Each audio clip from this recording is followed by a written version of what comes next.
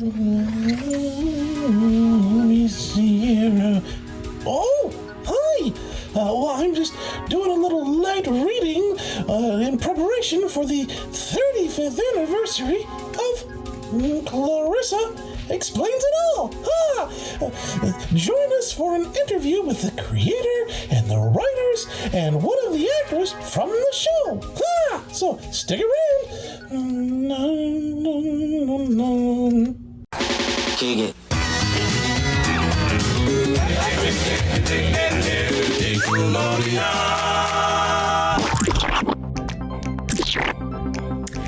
Welcome to Splat Attack, a 90s podcast honoring the slime-filled past.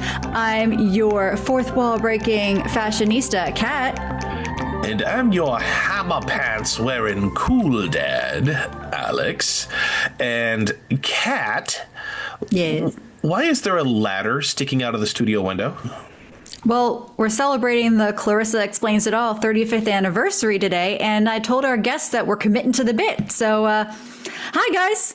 Oh, wow. Okay, so we've got some people from Clarissa Explains It All here that are coming in through the window. So why don't you guys introduce yourselves and tell us how you were involved with the show?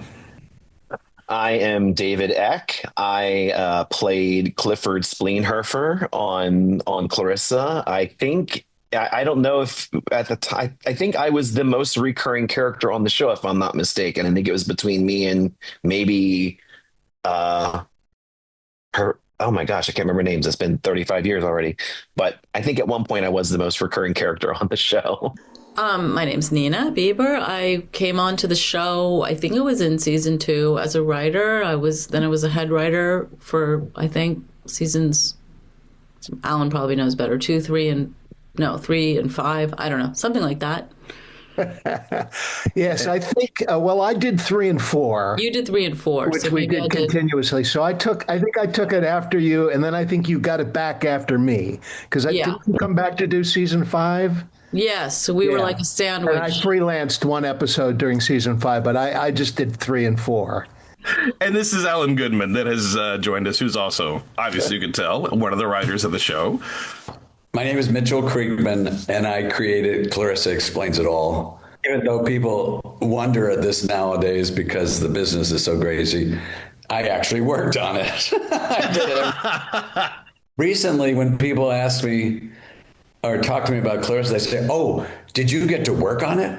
And it's like so astonishing, but it's a comment about how people are so unfairly treated and put in these impossible situations with things they create where they even can contemplate the idea that they wouldn't work on it. It's so terrible.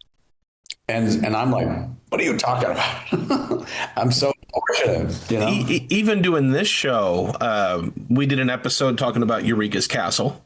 And I got in touch with the creator of the show, but she never worked on the show. Like, she created it and pitched it, but then she also pitched another show at the same time. So she gave someone else the creative responsibilities for Eureka while she worked on the other show that she was doing. So that's a very good point. I mean, not necessarily that she didn't like it, but she had another opportunity somewhere else. So yeah, that's awesome that you got to work on it, which of course, we know that because we've had you on before. I would never sell a show that I couldn't do. I mean, that wouldn't be conversation. Yeah. I'm so excited about this. I say that every single time, but it never gets old. This opportunity never gets old. I love getting to talk with these people. Yes, this is our second anniversary episode of the season. I said it last episode, get used to it. There's a lot of anniversaries this season. And for this one, we are doing the 35th anniversary of Clarissa Explains It All. And we are just going to jump straight in with questions. So, Kat, I'm going to throw it over to you with our first question. So what do you got? So many questions, though. Where to start? I mean, I think my first one that we haven't really discussed on the show was how, now that we have a couple writers here, how did you come up with some of the names for these characters? Because like Spleenhurfer, Cheese Brow, they're so creative and so cartoony. Was there a formula to it, or were they names of people you knew, or how did this work? As soon as David said Spleenhurfer, I immediately was rocketed back to those sessions of trying to come up with names. I never felt I was really all that good at it. I couldn't even come up with real names all that well. I think for one episode, I named two of the characters after exits on the expressway because I was just so desperate. But the only one I remember that I was really proud of was Janet was all excited about some big Broadway musical star that was coming to town. And I named him Robert Gourmet. And I was really proud of Robert Gourmet because it was sort of Robert Goulet, but it was Robert Gourmet. So that was the one I took pleasure in. The good one. I can't. I think that. I'm thinking there was a weatherman called Flip Fontana. I can't remember which one of us named him though. So I think that was very much Mitchell's sensibility to we would sometimes call it a live action cartoon. So to be a little pushed. And in a little, alternate reality, I'm now thinking maybe Clarissa and Mitchell are to blame for I did a play where I had a character named Cornelia Cornflakes or something, and everyone thought it was a little broad. But I was like, isn't that what names are like? But yeah, so. It's an old comedy trope to have these goofy names. It might have been some old TV show where everybody was named Miss Hickenlooper or something like that, and where the names themselves were so stupid. I mean, I know for sure that Preston Sturges was a filmmaker who did a lot of jokes like that. And we were in proximity to enough old comedy, not being that old at the time, but knowing about it. And my grandfather was in vaudeville, so I knew about some of those kind of comedy things. And I think it was an old trope of coming up with just ridiculous names from turn of the century America, you know what I mean? That we revived so that everybody had some absurd name, Names are just a free territory to get a laugh, so why not take advantage of it, So how, and again, this is a pretty standard question, but since we're celebrating the whole show, how did the creation of the show come about? There was sort of a business thing where I had a show development deal with another writer, and we were going to do something together for Nick. It wasn't Clarissa. It had nothing to do with Clarissa.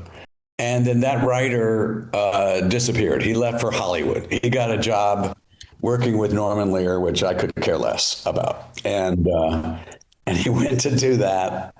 And Nickelodeon sort of looked at me like, well, what the hell are we doing with this guy? Because I think they really wanted the other guy. And then I got rid of the idea we were going to work on, which was some alien space swap crazy idea. And then I started looking, and I did what I do all the time. I look at what's missing, and I looked at Nickelodeon, and I said, they don't have a girl. They need a girl. And it's the most contemporary thing I could do at the time. It was missing emotionally and obviously gender-wise and in important ways. And I knew how important girls were because I was married to a girl. I knew how smart girls were, especially in that moment. So I started thinking about what kind of girl, what would be the most contemporary girl I could create. And okay, that's one part of it. On another level, I had been working at Comedy Central or the Comedy Channel, whatever the hell it was called. And I was producing like enormous number of episodes a week for Rachel Sweet and Higgins Boys and Gruber. All these shows, unfortunately, have disappeared. neither of them were appreciated enough, and the network didn't give them enough support, in my opinion. Anyway, so they both had qualities that I was super interested in. One was that Rachel, the way we evolved Rachel Sweet's show is she ended up making lists and talking about her likes and dislikes. So that influenced me. And then, and I had always been a list maker. That's how I create things. I make lists. And then Higgins, Boys, and Gruber was a really interesting issue because these were it was this unwieldy format where they were showing, basically they were doing, showing endless comedy clips from stand-up they were hosting in between. But Higgins, Boys, and Gruber, if you know, Steve Higgins is, I think he's still the head writer for, well, now he's the Tonight Show, but he was for Saturday Night Live. In those days, he was a struggling comedian. Steve Higgins and his brother, anyway, is an actor. He was on the Ellen Show. They're all incredibly talented. Gruber too. They're all incredibly talented, and the writers were great. Andrew Steele, Harper Steele was on that show. A bunch of other really great writers, and anyway, they would make these segments that would run over 3 hours with these endless comedy clips that you could care less about. But I thought what they were making was pure genius, because when you looked at them together in sequence, they were a great story. And they were this weird new version of a sitcom because they didn't hesitate to jump time and break all the rules. And they were flat out funny. And they talked to camera while they did it. And they were self-conscious and aware of it, and they'd get into some fix where they had tied one of them up, and the next time you came back to them later, and they were untied and doing something else. So I cut together a version of that just for them and showed it to the network thinking, oh, they're going to let me do this sitcom because it's a brilliant, so they're doing it already for nothing. Can't they make this a sitcom? And the network wouldn't do it. It blew my mind. Wow. It blew my mind they wouldn't do it. If I had that, I probably had that tape somewhere. It was really funny. It was the cheapest sitcom in the world they could do. And even when it came to Higgins, Boys, and Gruber, they were like, oh, we don't know. I mean, maybe that's okay. Maybe it's not a sitcom really, but whatever. It didn't matter. So the things I took away from that are, number one, this idea of being able to talk about things with lists and in this interesting, funny way. And then also this idea of this fast-paced sitcom where you can do short scenes and you do this and you jump time and things happen. And I was like, okay, because I kind of, sitcoms gave me the creeps. I mean, the Mary Tyler Moore Show was genius and structured brilliantly, and I'll never doubt how brilliantly the character web was, because that's what I got out of Mary Tyler Moore. Because when this character did this, that character did that, and that was a brilliant thing, brilliant. Winnie the Pooh also has this, you know.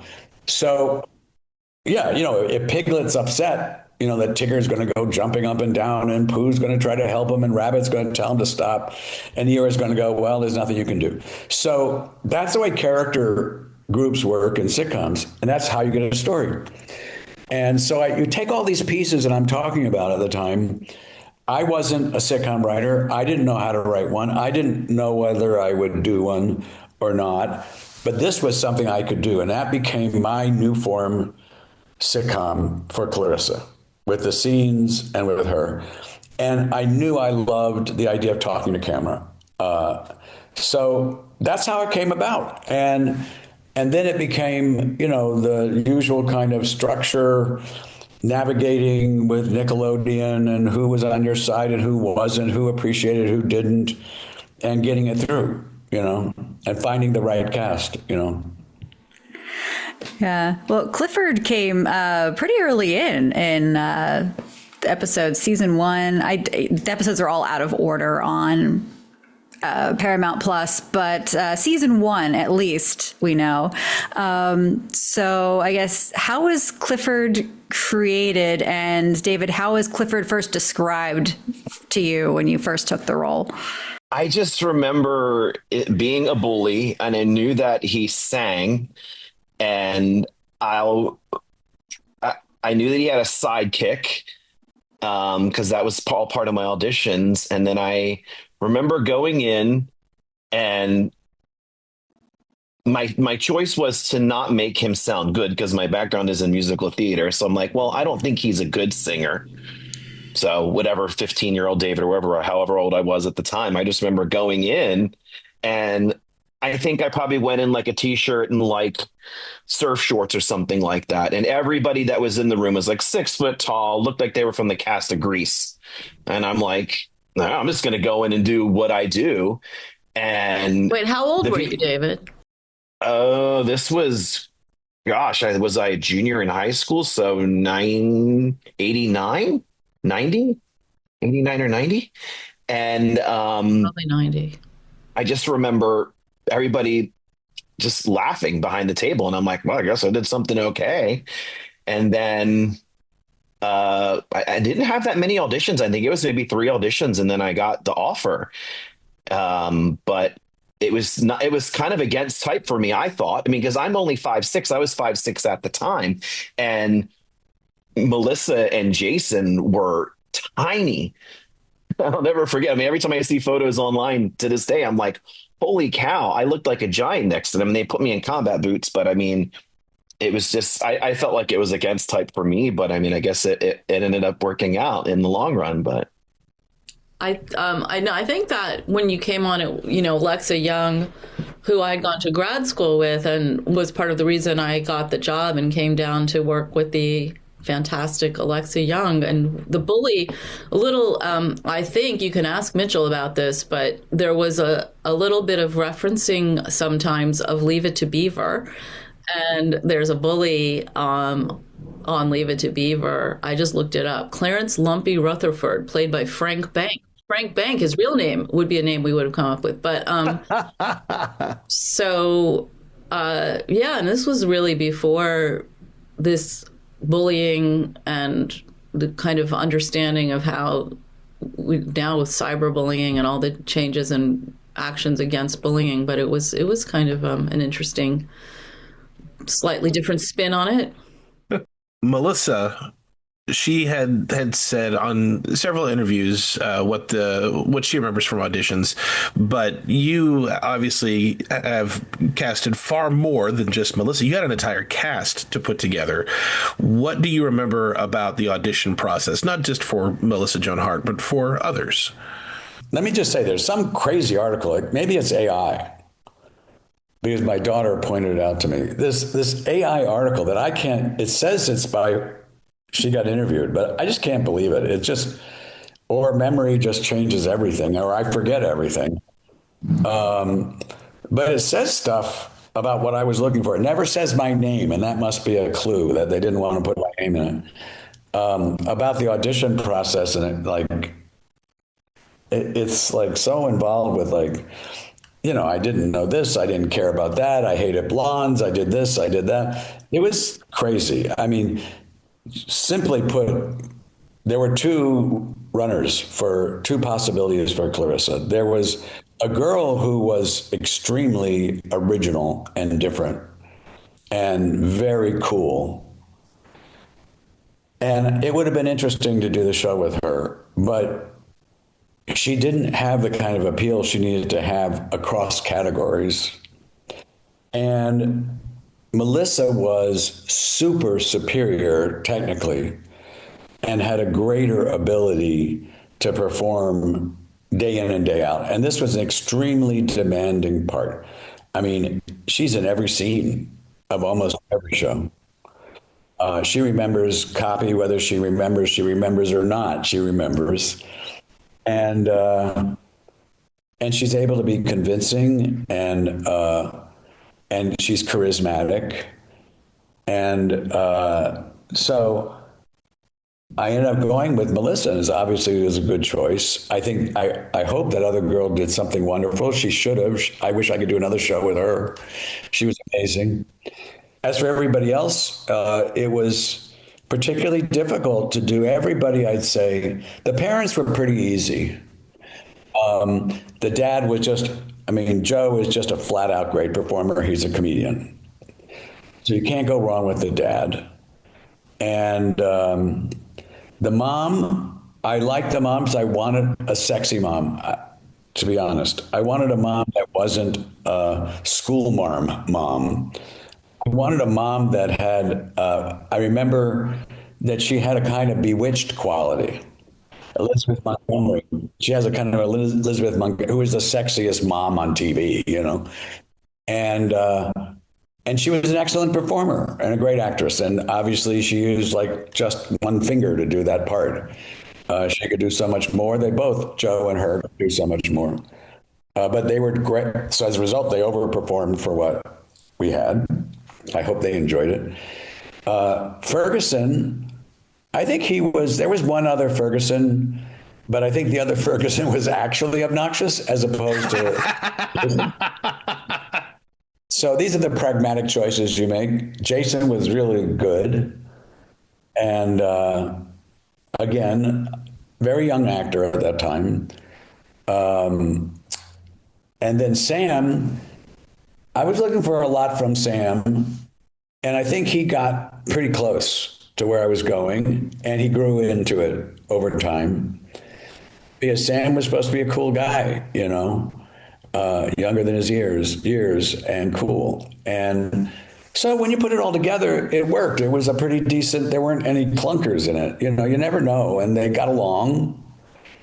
And Melissa was the queen of the set. I mean, everything had to work around her, and it did. And she made it work. And you could never criticize Melissa for failing in any way. I mean, she was on top of everything, I mean, once in a while she didn't know what she was saying, which was hilarious. Because we overwrote her like crazy. I mean, we wrote stuff that no teenage girl would know or boy would know. Like, I remember we were talking about, because it was filled with another show I did, I'll just digress 1 second, was something called Masterpiece Theater for Disney. It starred George Plimpton, and I worked on that with Bob Caniff and directed all of it. And George would come out like Alistair Cook and start talking about King Lear and Donald Duck. And he'd go on about how they had similar, issues and la, la, la, la. And it was funny because Donald Duck and King Lear is funny to talk about, right? And so I did a bunch of that stuff in here too, where Melissa would go on and on about, I don't know, some small thing that she did as a teenage girl that was on a par with Macbeth, and that was part of the humor too. But that required her to be able to know what Macbeth was, or at least to be able to pretend like she knew what Macbeth was. And I remember there was one time we were talking about Tibet, the country with monks and everything in Asia. And she would read, her lines, and she'd say, and something, something, Tibet. And we go, what? And we'd say, could you do that again? Something, something, Tibet. I said, Melissa, what are you saying, Tibet? Well, it says in the copy, it's Tibet. No, that's Tibet. That's a country. And she's like, what do you want from me? I don't know, But that's, what happens when you have a talented actress doing, But she did it. It didn't stop her from doing it. I mean, she could always do it. So we gave her a lot of intellectual things to say.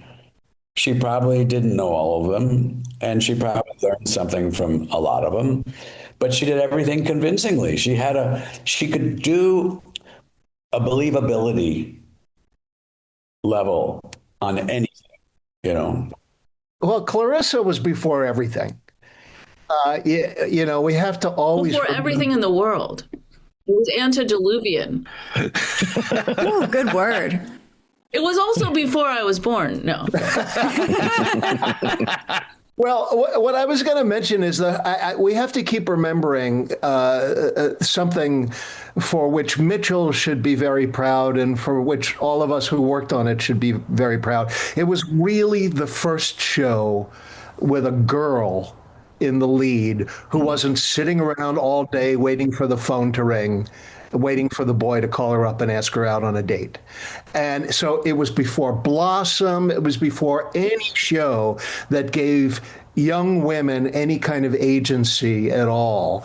And I was always really, really proud of that we had the opportunity to do that with that show. And Neena had a, huge part in setting the course for us all. She worked on those early seasons, which are, that's where you cast the mold and you go from there. Well, with all of us, but yeah, I think the other thing I feel like about this show, which predated everything in the world, was it's after theater day. I want to say part of what I loved as having come like Alexa and Mitchell with his performance theater background, and it sounds like you too, Alan, having been a young actor, like there was a theater vibe to this show. And a theatrical quality and a meta quality that we were all into, and the references. I mean, Alan, you were just talking about the Broadway actor episode. Like, we got to do really theatrical things, and nobody was looking over our shoulder. We weren't selling anything. There were no Clarissa dolls. It was not like a show designed to sell toys, and we got to reference. Nobody was checking that we were maybe referencing. Beat poetry or things that now they'd be like, well, do kids know that? Or like, so. Sometimes we'd make up our own beat poetry. We'd write anything and attribute it to a beat poet. I think it was Ferlinghetti who said, we would do that kind of thing. Ferlinghetti was in there, yeah. So we had a lot of fun, I think, a lot of freedom, yeah. Well, I mean, there was a whole poetry episode that was ahead of its time. Talk about AI and computers writing things. The Poetic Justice episode was that you, Neena? Who? I think that was, yeah. Ferlinghetti, yeah, it was. But Desi, there was a group vibe, but yes, I think I got to write that one. And you were just talking about this being the first real female-led TV show. What was it like? How did you go about approaching keeping Clarissa as authentic as she was? What was it like writing for that type of a character? Well, I might be a teenage girl at heart. That's possible. I don't know. No, listen, it was very practical. I mean, a lot of my point of view, and as we know now that we've been through how many years, I guess 35 years, or how many years of political correctness and what you can and can't do, and a guy can't write a girl and a girl can't write a guy, and you have to be politically correct in everything you do, and politically correct isn't even correct, it's just absurd sometimes, and I agree with all the impulse behind it. Authenticity is important. People's issues need to be respected. All the seriousness and authentic things about political correctness, I 100% agree with, and I abide by that in many ways. This current show in Portugal, I didn't write it by myself. I wrote it with a Portuguese guy. Many of my shows I've done with collaborations with people, but I have a wandering identity and intellect and desire to do all kinds of characters. And I think that's a natural, normal literary, Flaubert wrote Madame Bovary. Plenty of people wrote, and women have written. Susan Sontag wrote a great book with a male character. It's not, human beings can identify with each other, even if their gender is different. Now, that's gotten obscured, I think, to some degree. The political correctness spawned this craziness that we're in now. So they're both not so great, but that's the way it is. I did a lot of research. I had some real sensitivity around, my wife was an editor at 17 magazine, and her best friend was this woman named Claire Connors, who was brilliant, had red hair, and was a real, original. And so I definitely talked to them and said, what would a girl do? And what this and the other thing. But at the same time, I wasn't writing some torrid girl, romance girl, who's all about her biological processes. It was about a person that happened to be a girl, which we all are people who happen to be male or female or non-gender, whatever you are. You're just a person. Even trans everything. You can write anybody if you treat them as a person. And that's what gets lost is this treat people as people. Now, a special person in this way or that way, they may have special needs, they may have this condition or that condition, but you can do that if you really see them as a person and not as a cliche and not as a gender thing and not as this. And then further, I believe that kids at that age, in the 8 to 12 age, are never more flexible identifying with each other. A boy can identify with a girl can identify with a boy. They're much more open, you could even say fluid. Who cares? But I mean, the bottom line is that they see each other as other kids. It's only when they get divided, when they get put into toy categories. Boys don't play with dolls. Girls don't play with it. It's all crap. It's all crap. And one of the great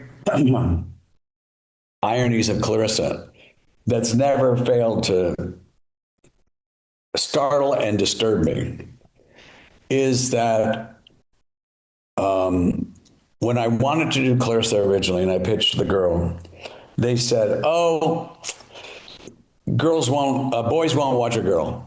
It'll never work. That's why we can't do a girl show. A girl-led show won't be watched by any of the boys." Well, then years and years later, when I went to do a boy show, and I tried many, many, many, many times. I had pilot deals at ABC. I wrote brilliant boy shows that would have knocked everybody's socks off, boys that would have become as famous as Clarissa in their own way. They said, "Oh, girls won't watch a boy." And this is like stupidity that they do over and over again. It's horrible. I would do a boy show tomorrow and it would work. There's no doubt about it.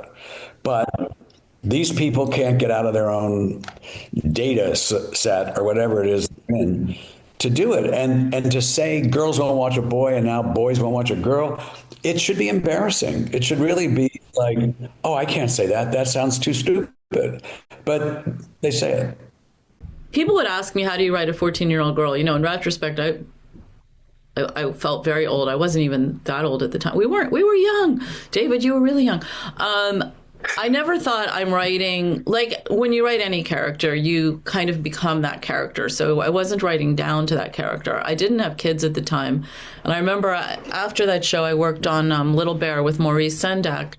And he said, the best children's writers don't have kids because once you have kids, you start thinking what's good for them. But you really just want to be the kid. And, for me, a 14-year-old girl was very relatable. I having been one, but I think even for, Alan and Mitchell, it was like, you're writing a character. So I'd love to hear how you thought about it, Alan. But to me, thinking about gender, age, it was just being the voice of Clarissa that Mitchell had established. I once, Mitchell and I were on a panel once together, and somebody asked, how do two guys write a show about a teenage girl? And I said, well, we're in show business, so we're all like half a chick,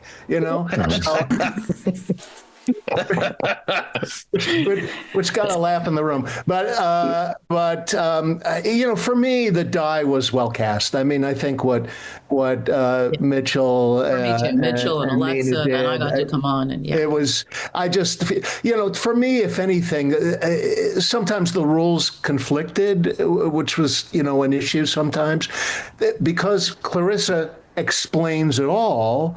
Clarissa has to know it all, even if what she knows is wrong. So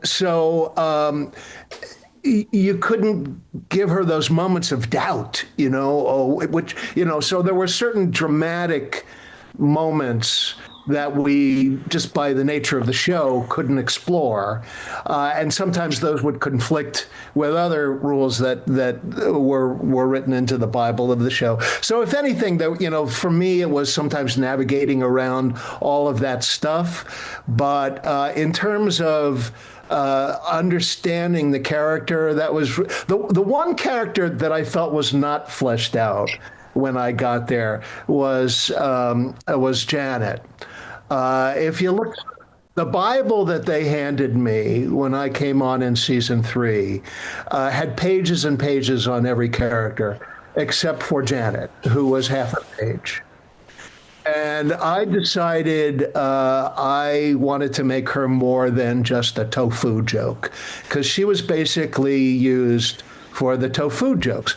So I made sure that she was doing something whenever she was in the scene. There's one where I have her fixing the pull on a cabinet drawer. She's got a step ladder and a screwdriver. I just wanted her always doing things. And then I also made her into Clarissa's sounding board. I took as a model, Neena, you'll appreciate this. I took as a model for what I did with Janet, Brown Johnson's relationship with her daughter. Brown Johnson was our program executive. She was on the Nickelodeon staff who sort of watched over the show.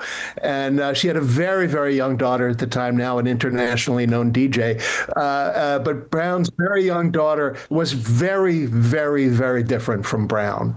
Her daughter was kooky and strange and free-spirited, and Brown was very much a Brown. She was everything you'd want from a Brown Johnson. And she just got such a kick out of her daughter. She thought this girl was just the most fun, kooky, even though she was completely unlike her.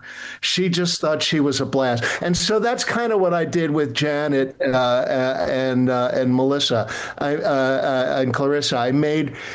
She never gave her the answer to a problem, but Clarissa would sort of work out her problem with her mother being sort of her shrink in a way. So I had a lot of fun with that, actually. And I want to also just mention, because Elizabeth Hass is such an amazing actor, and same with Melissa Joan Hart. So in writing for Clarissa, of course, we were also writing for Melissa's voice. And Melissa, who David, you got to act with, she was a very strong, interesting, smart young woman. And so, I would hang out with Melissa and talk with Melissa and shoot ideas around with Melissa. And we got to really know what her voice sounded like. And by the time I came on, writing for an actor's voice, or for Janet or for any of the actors, is always really helpful because you hear them in your head. And as to the Clarissa Can't Explain It All, I have always regretted that I got to write the very last episode, and I wanted to call it Clarissa Can't Explain It All, because of course that was just a teenage posturing. And I had called it Clarissa Can't Explain It All, and for some reason at the last second I pivoted and we named it UFO or something, and I still don't know why. It's one of those things I literally wake up at night going, why didn't I keep that title? Anyway, yeah. Now, David, because you had mentioned earlier that you were the most recurring character, did you ever watch any of the shows, any of the episodes when you weren't on there? And obviously you mentioned to me that you were close with one of the cast members. So did you have any people that you just really connected with? Yeah, the first answer to the first question is yes, I did watch it. I guess I feel like it was, I never knew when I was coming back again. So I kind of felt like it was my job to just kind of watch it and see what the universe and what's happening and what's going on as far as the show goes. Because I don't know if I was supposed to be a one episode person and be done, but I just remember being thrilled that I was asked to come back again and again and again. I had the greatest time working on that show. It was like this, everybody in the staff from top to bottom could not have been warmer and could not have been because this was, I mean, I had done a lot of other Nickelodeon shows just as featured work and whatnot, but this was a completely different experience from anything else I'd ever done. I felt like just the overall level of professionalism and the care for the actors was really kind of unmatched, and the cast could not but have been more welcoming as well. Melissa and I were in tutoring together a lot. I think we were probably the closest in age, if I'm not mistaken. And then Jason and I got into a lot of trouble. We did stupid stuff. Like he'd be like, let's go outside and squirt water guns at people in the splash pad or something like that. I'm like, really? He's like, yeah, people like it when we do that. I'm like, oh, okay. So I think a couple times he would go out. Nobody recognized me, but they all recognized him. But I mean, I mean, not really to say we didn't really get in trouble, but I mean, Jason was somebody that when I moved to New York, I kind of got connected with and we hung out. Melissa, I saw her when she did Love, Loss, and Vagina Monologues or something like that off Broadway. I went and saw her do that, and she was like, "Hey, good to see you." But it's just many, many, many years after. And Elizabeth Hess, I would run into frequently in New York because she was here at NYU. I don't know if she's still there or not.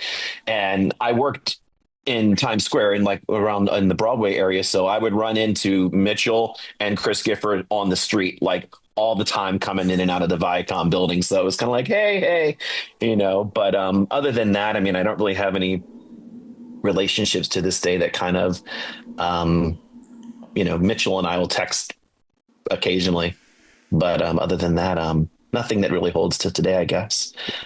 Okay, do you got anything? Yeah. I mean, was there anything, I get this question for everybody, was there anything that a storyline or topic that you wanted to explore on Clarissa that you weren't able to? Even David, was there a story that you wanted to have Clifford and Clarissa have together that just didn't happen? No. I mean, I don't think people really wanted Clifford and Clarissa to be together. I just felt like the impasse was just kind of a perfect arc. I mean, of course, who wouldn't have wanted to have been Clarissa's first kiss? I mean, so I'd be like, yeah, that would have been cool. But I mean, it just wasn't. Didn't we do an episode where you have a date? I seem to remember we did. Mm-hmm. And I seem to remember there was a kiss. Mm-mm. Unless it was written out. Yeah. Well, I never remember what we took out or left in, but I do remember, I did think there, and I think it was like, nah, we don't want to do this. Wasn't that sort of the resolution to it? I can't remember exactly. Yeah, was Vanderbeek her first kiss? Is that what it was? Oh, maybe it was Vanderbeek. I think it was. I think it was Vanderbeek. Oh, maybe it was Vanderbeek. That's right. Mm-hmm. That's right. Yeah, Clarissa, her relationships with boys, like she and Clifford were dating. There was that one episode where there was, I think it was the commitment episode where there was a misunderstanding where she thought that you wanted to go steady. And you end up trying to date other people to make the other jealous in a way. So that was an interesting thing to explore. But then there was also the Sam of it all, and like her, she was never exclusive with anybody.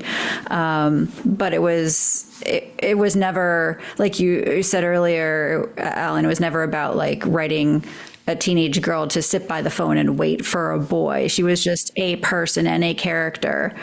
The thing that was so satisfying about some of those relationships in Sam and when they, as just friends, was we were saying about being a 14-year-old girl. I mean, I had friends who were boys and friends who were girls, and there weren't a lot of shows where I felt like that was just a natural thing. Like you didn't have to make it about dating. You just had friendships, and that always seemed like something the show did differently. And when we're talking about the gender stuff, I remember there was a kind of feeling that I think Mitchell's discussed, but that, boys will watch shows where boys are the lead and girls will watch shows where boys or girls are the lead.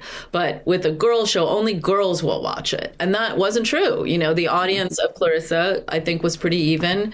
And that was a big... well, that was always the expected wisdom of Hollywood, that boys would not watch a show with a girl lead. And again, Clarissa proved them wrong.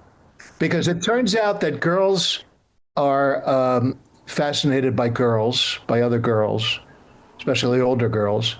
And it turns out boys are fascinated by girls. Yes. Who'd have thought? Well, I was very young when Clarissa was on, so I was probably like 5 or 6 when I started watching it. Such a young writer. But I was the oldest child, so I watched Clarissa Explains It All, and she was kind of like an older sister figure, because I was like, oh, well, what is being a teenager like? I had no one to tell me about it, except for like my mom, like back in her day, which, that's not valid at that age. I didn't think so. So she was kind of like the older sister explaining everything to me. But Clarissa was one of the shows that modeled that it was okay or accepted or maybe common to have like a girl and a boy be just friends. So I had, at that age, I was friends with a lot of the boys in my class, and I was like, okay, this is normal. I was never like boys have cooties kind of person. It was just like, hey, I like your vibe. Hey, we get along. Let's play. Whatever. So I think Clarissa was one of the shows. I mean, Alex Mack came later, and I think we talked earlier, that was kind of modeled maybe after Clarissa in that relationship, where boys and girls can be friends. So it was nice to see that on TV and be like, oh, this is normal. Because the other kids in my class, maybe around me, maybe didn't think that way. I got a couple, ew, why are you hanging out with him? It's like, because he's cool. I like him, but I don't like him like him. Right. I just like him. Like yeah. There was a time in Nickelodeon's history where Mark Summers from Double Dare was the face of Nickelodeon for quite a while. And then that transitioned to Clarissa. Like it didn't feel like Melissa Joan Hart. It felt like Clarissa as being the new face of Nickelodeon, because she was everywhere within the network for quite a while.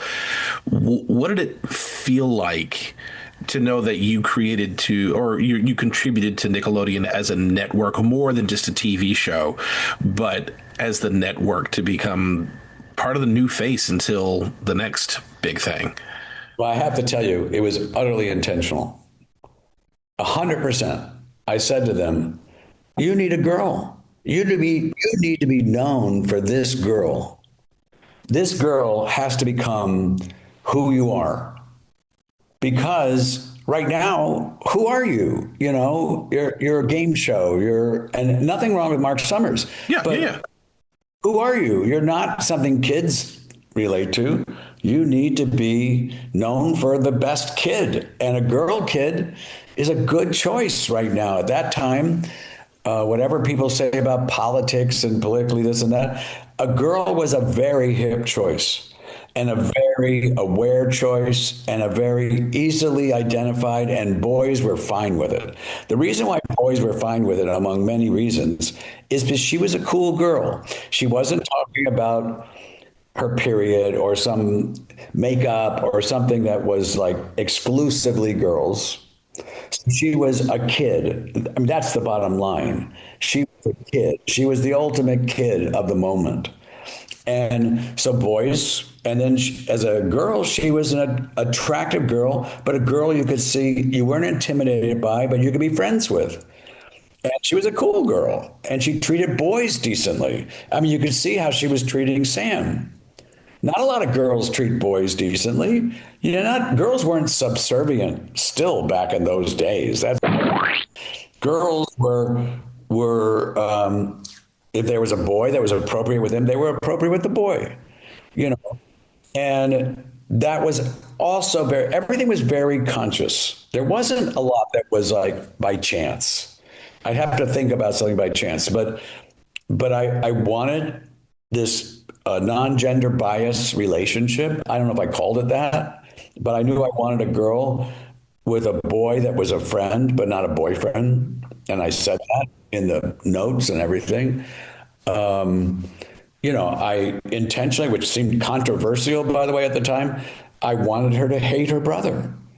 I wanted it to be okay to hate your brother, which some people say, oh, you can't do that in a sitcom, right? It seems silly now, right? People like and hate each other. It just happens. And brothers are perfect for that because you don't have a choice. And a younger brother is annoying. I mean, there's no way a younger brother is your favorite person unless you're babysitting them or something, you know? That was sibling rivalry was like a hot topic at that time, like as if, right? And the idea that she was competitive with him, that she wanted to get rid of him, that she'd call him Ferg face and all these things, that was, I don't know, this is a little edgy. But it wasn't edgy at all. It was great.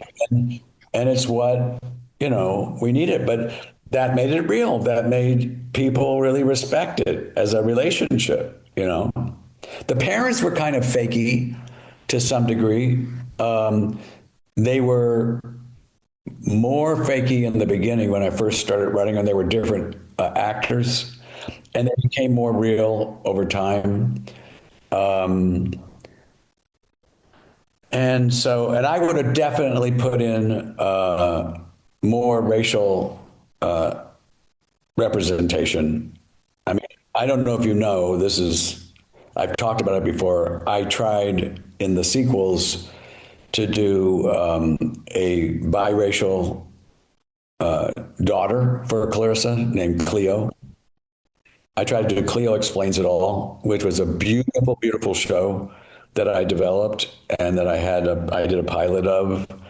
And it was Clarissa as a single mom, a journalist that flew around everywhere. Her aunt took care of Cleo, but she came in and out. And the dad was black, but he was gone. Or maybe, I think he was, but his brother would show up. Black brother, and she was mixed, and she was super, super cool, and I always felt there was not enough representation in the series. That's what I took myself to task for. I found, by the way, and this doesn't excuse it, but in interviewing, I did a lot of interviews of just even publicly for the fans, and plenty of black women loved it. They didn't find it to be an issue because it was so standard to have only white people, but they didn't mind it. They felt they could tell she was even-handed and open-minded, so they didn't think, that white chick, Now, maybe some people did. I didn't experience that much, but I wish I was more racially diverse. And I'll say that out loud in America right now, it should have been more racially diverse. There really was a special sensibility around the network and all of the shows on it at that time. Neena, you talked about not writing down to children. We were just writing for ourselves. We were writing stuff that made us laugh. And we all had a similar point of view. I remember Mitchell took me out to lunch when he was considering hiring me. And he said, tell me what you think the difference is between Clarissa and Ferguson. And I said, well, Clarissa to me is kind of like, and I'd never written the show just from watching it. I said, Clarissa to me is kind of like Bugs Bunny lying on his back on his bed, eating a carrot, just wishing everybody and the whole world would leave him alone.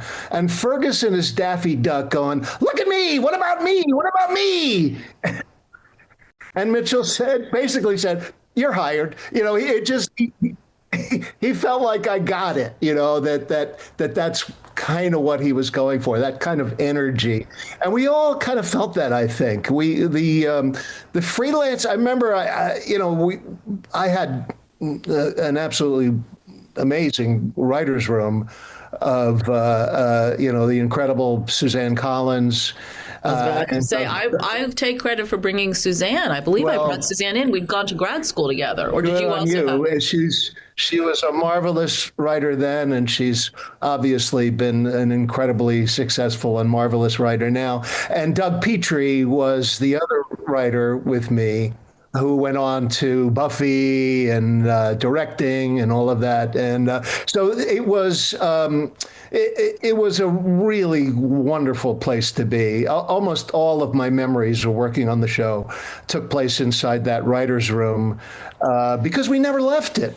I was going to ask about the writer's room because that's sort of how part of how I came into my origin story with this whole Splat Attack podcast is I've always been into television production, specifically writing. I'm a writer, but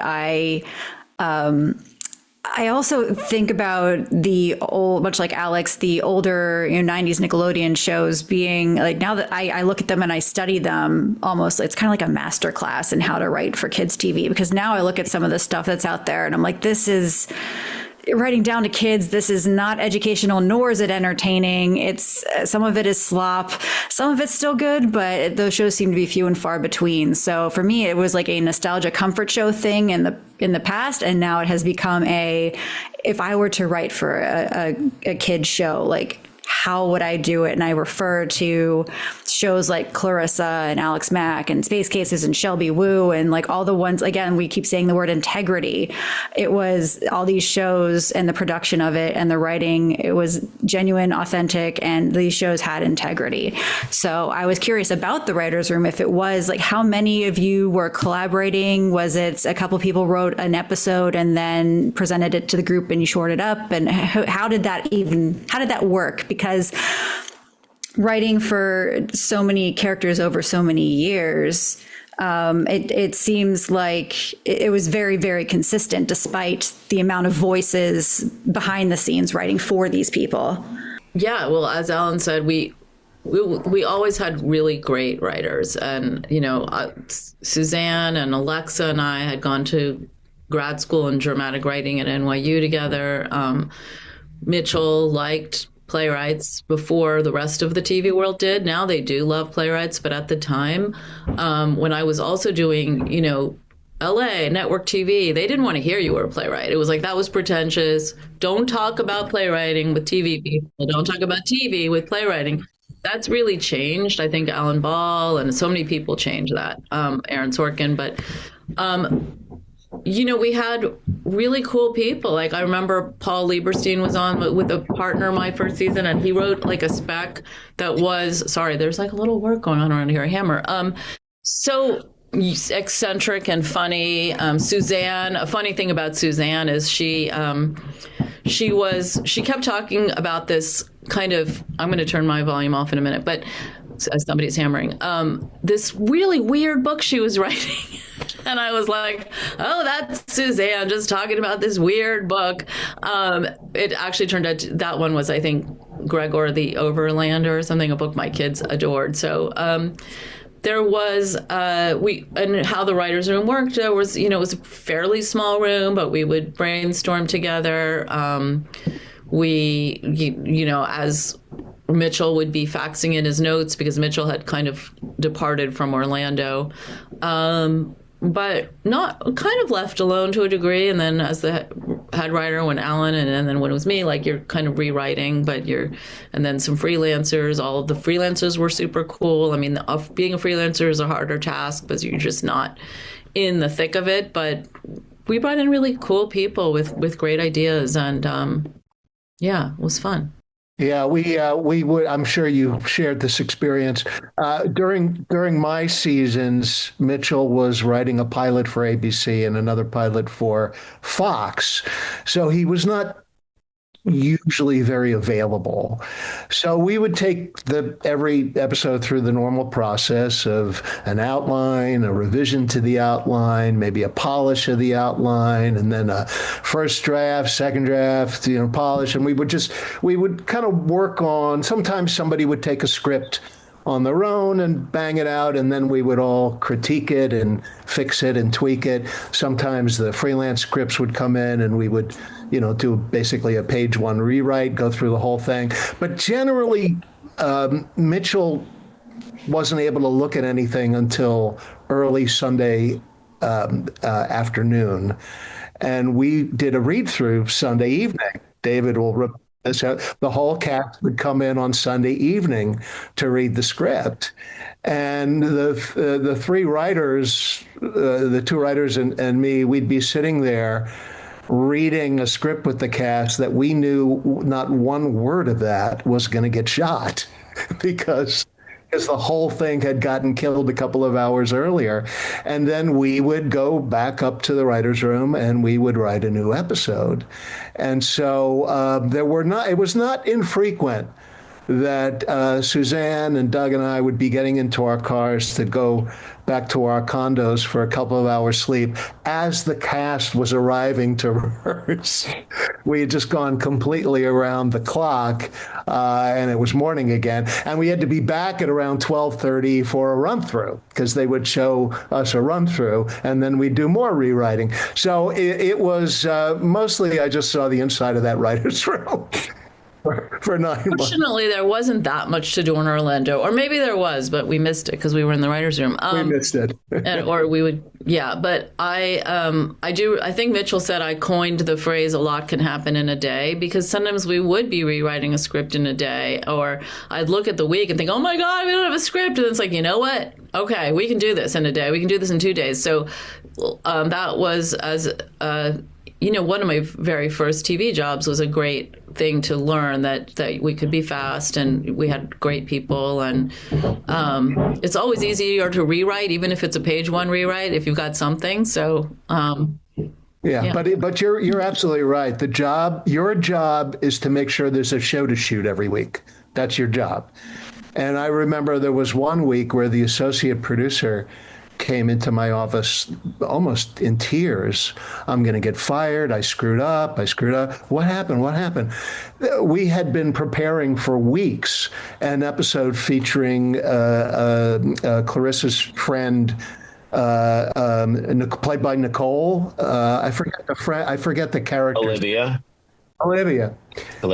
And she had forgotten to check to make sure Olivia was available. She would fly down from New York for those weeks that we would use her. And she had some big test or something that week and was not available. And she was just distraught. And I said, don't worry, it's okay. I'll talk to Chris. Don't worry, we'll have a show. And I went in, I said to Chris, I don't want you to worry. What are you talking about? I said, well, Nicole's not available. And he literally backed up until he hit the wall. I'd never seen anybody actually do that. My words actually backed him into a wall. Wow. But I said, we will have, and sure, I can't remember which episode it was, but it was one, maybe we had an outline already or something like that, but that's the job. You just write it until it's done and you keep rewriting it until it's funny. That's what you do. Yeah, I was wondering, did you have an outline of things that you wanted to do in the season and then would just flesh that out when it came time? Or did you just pick one or think of one every week or so? We had a season because we were assigning scripts. So you would each week, there'd be a couple people and freelancers working on different scripts so they could come in at different times. So we had long, I'm sure you as well, Alan, lists of brainstorms and ideas and episodes we wanted to do. We still, and I wanted to say also about Jason, I always thought some of them would be writers. He was such an interesting young person and he was writing and doing such cool stuff. And talking to the cast was really part of the experience of the writing too, because they were we were all hanging out in Orlando with not a lot of entertainment. I was always getting lost and they make it so that if you get lost in Orlando, you will end up in Disney World. All roads lead. There's no exit. There's no getting off that road until you're in Disney World. Now, David, I was curious for you because so much. I mean, it's been a long time. Obviously, we're celebrating the 35th anniversary. But when you look back at that time, what are some of your immediate thoughts and feelings about your time doing Clarissa? Like I said, it was an incredible experience. and I never knew how big the show was.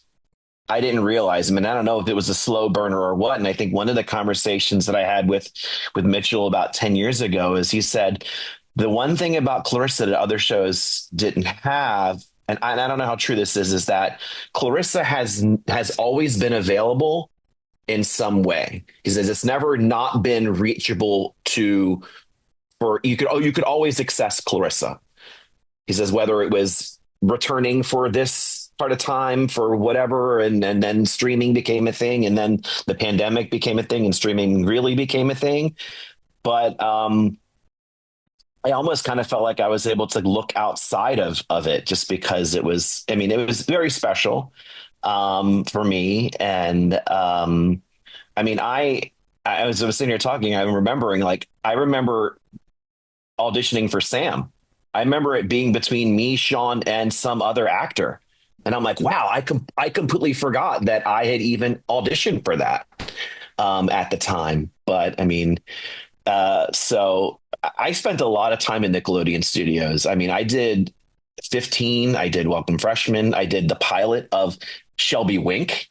So it's like, I lived at those studios a lot during my time when it was, I guess, Hollywood East is what they were calling it at the time. So, and I love whenever I see Paramount Plus will repost stuff from Clarissa and all. So I'm honored. I have a 10-year-old daughter who's just kind of like, oh, that's you. I'm like, yeah, so she doesn't really kind of understand it.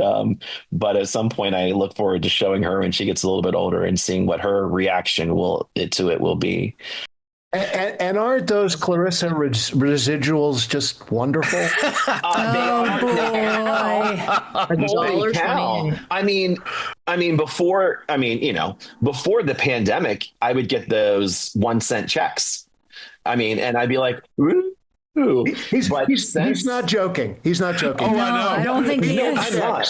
We get checks that are in an envelope that somebody put a 45-cent stamp on. And the checks are for 1 cent or 2 cents. I think the Writers Guild has finally instituted a system that they can pay us that stuff virtually. Yeah, you can through SAG now. You can actually go and I think you can have them hold them and send them as one thing. But I can fill my tank of gas now with it. Well, maybe not right now, but I was like, oh, I can buy a Subway sandwich now. I can I can actually fill my gas tank with the checks that come in. So it's kind of like, cool. It's nice to have that little envelope come it feels like it's every couple of months. Shout out to the guilds, because when I did Little Bear, that was animation, which was not protected by the Writers Guild, hence a terrible deal, 0 residuals. Executives got enriched. So I think it's such a great thing that we can have these guilds, unions protecting us somewhat. Yeah. Wasn't Clarissa mostly union? It was a union show in a non-union state. So, I think they retained... Making it a guild signatory was a big deal. Yeah. Yeah, I had just done Hey Dude before that, which was not a guild show. We were not represented by the Writers Guild at all. And because you were just talking about the sequel series, you did get another TV series. Well, let me rephrase that. A pilot that was out. It actually aired on Nickelodeon once. It was Clarissa Now, and I was just wanting to ask about that. Yeah, it was really screwy. They really kind of stabbed me in the back about 5 different ways at 4 different times, and they were never supposed to air the pilot, and it was really underhanded that they did, but they also ruined it in the process. And the girl that the woman that came in to rewrite my pilot was great. It was just like Cleo, it was another step in the talking to the camera thing. It was another step in the independent girl thing. It was another step in terms of relationships and cool stuff in the show. And then they brought in someone who hated it, Melissa, actually. And I talked behind her back about how horrible she was. And then went around to create another girl show once she saw how it worked. And and that just wasn't good, and I didn't like it. And the poor guy who played her, the pattern was still in the new series, supposedly. He was a talented guy, and they just didn't give him a chance, undermined him. It was just filled with that Hollywood BS. They know better about everything, and they didn't know better about anything. And I didn't do Clarissa with Hollywood. I did Clarissa with, Herb Scannell, Jerry Laybourne, and a whole bunch of people who were being people at that time. They weren't yet the network. They were very much people. And they tried to do a good job and work with me, and we did a great show. But by the time we were doing that show, all the worst was the guy from Viacom. He was the worst.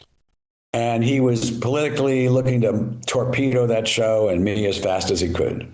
Didn't like the deal, 100 different things. And people can tiptoe around this stuff. I'm too old to tiptoe around it, Really. I mean, I didn't tiptoe around it much back then either, but it was just bad politics, bad behavior, disguised as Hollywood know-how. And there was no know-how. I mean, it got to the point where it was a CBS pilot, I think, and there was an executive there. And this executive, there was a snow blizzard in New York that day that they changed everything and hired this other woman who hated the show. And she got rid of all the talking to camera. She got rid of all the graphics and all the cool stuff we were doing, which was the next iteration. And the executive, when he talked to me, he said, "Oh, of course we got rid of all that postmodern crap." He said, "That was never going to work with a network audience." And of course, name 10 shows that came right after it that were doing all those things. And it's another example. They never get sufficiently called to task. I really think people should be called to task for that kind of stuff.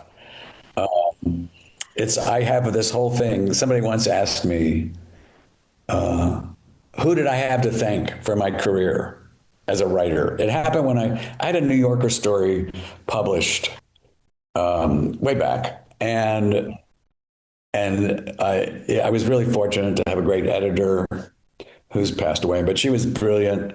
Veronica Gang, brilliant. And after it got done and she was the editor, they asked me, "Well, who do you have to thank for being a writer that could get, you learned how to do this story that could be in the New Yorker?" Because I was told in college I would never be a writer.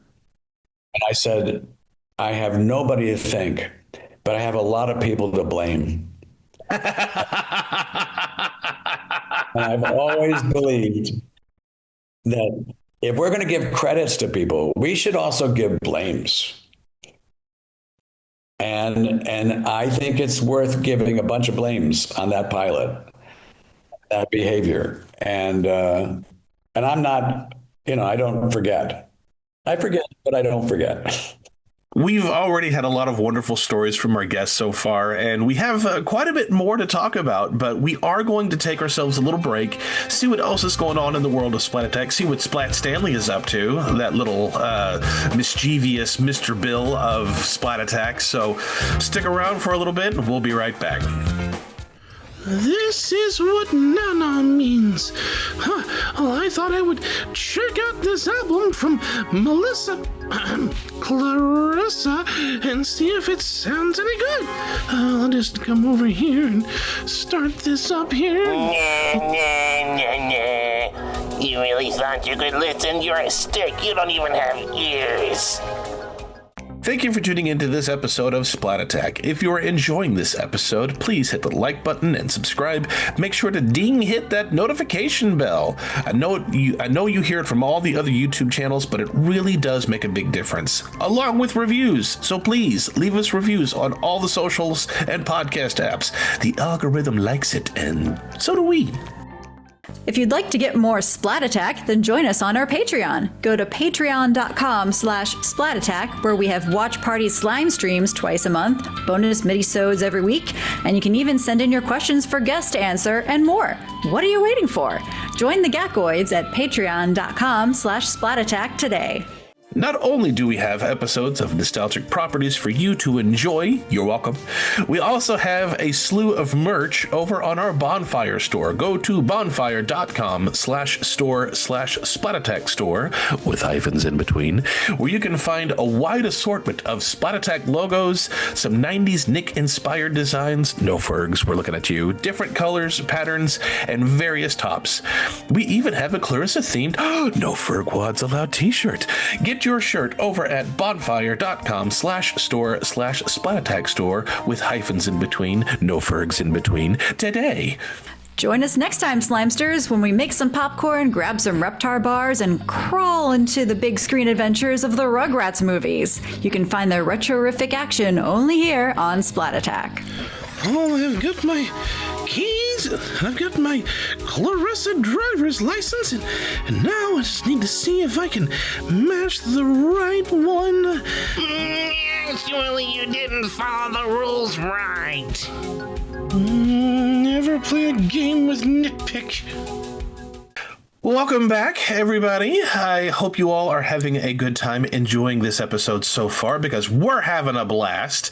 And I'm actually going to throw this over to Alan, because this is an oddly specific question, and I don't know if this is... this might be true. I don't know. I could have swore I saw Alan comment on this on my Instagram, so please correct me if I'm wrong. But we were just talking about how Clarissa didn't have a lot of merch. I mean, there's some, obviously. There was the board game, there was the album, there was a book. I think I worked on that album. There was a little bit. There's a couple of books. I remember I wrote the Valentines. That was going to be my question. Yeah, we were not compensated. It was really an error. It was kind of pre-merge. Yeah. Actually, I mean, they hadn't really locked in on that yet. There were a few things, but I got a very tiny check from the board game, and I don't even think I was included in it. You weren't? I just remember seeing it I remember seeing and in one of the books, my name is mentioned, like cool boy names. But I used to send out the Valentines every once in a while, how fun. To Doug Petrie. I'd send Doug Petrie a Clarissa Valentine. I did the best I could to be involved. I did the best I could to suggest they do things. They refused to do, misguided, I think, to do clothing, which could have taken off. That would have been awesome. I wrote the board game. And I was involved with as much as I could. I mean, I don't think I wrote a video game. I don't think they ever did it. And you've got all those video games they could have done. I mean, I was doing a show that was meant to be merchandised, but they weren't. Nickelodeon was ambivalent. And to some degree, I give them at least credit for being concerned. But I think they missed the opportunity to do good, high quality, not educational, but thought-provoking merch. And instead, they could only, because, it's not the same people doing the show as doing the merch. And so they could only think of doing cheap stuff. And they didn't do the kind of really thought-provoking, cool stuff we could have done. But, so is the rest of the business. It's not that surprising. I mean, Clarissa was such the hit. Wow, Melissa Joan Hart was the face of Nickelodeon, it seemed, in the early 90s. So, and there are several 90s references throughout the show, obviously, but it still holds up, a lot of it. And I was just going to ask what your favorite episodes were, whether to write, to film.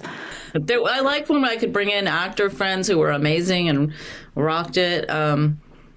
Patty, they were all super fun. I loved the Ferlinghetti one because it was fun to reference poetry.